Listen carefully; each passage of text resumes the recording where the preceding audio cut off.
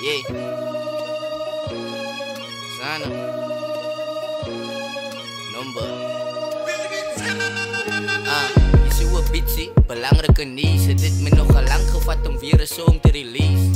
Die waarheid is ek was getrip in die streets en vasgevang saam met iemand toe disturb sy my peace. Al wat ek wou doen is lief vir haar wies, maar sy streiery en bekleiery bo alles verkies. Dinge moes net away gaan, hoe kon dit so wees? Dat het veroorsaak dat ek begin oor alles te lieg.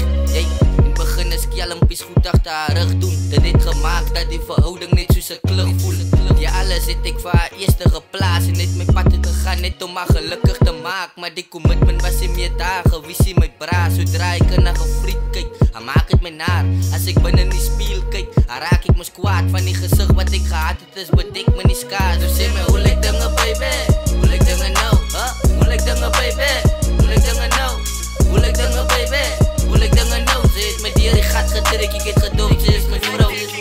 Ek was altyd daar gewees wanneer het saak maak. En as sy my geniet het, kon sy altyd op my staat maak. Maar sy het liewes verkies om alles boek aan my te kies. En het sy die op die koeke, sy was skelmoek gewees. En dat veroorsaak dat ek begin het te voel dat sy het dief is.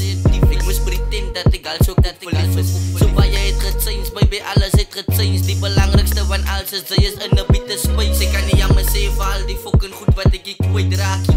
As ek hier praat, die gaan die waarheid my nie vry maakie.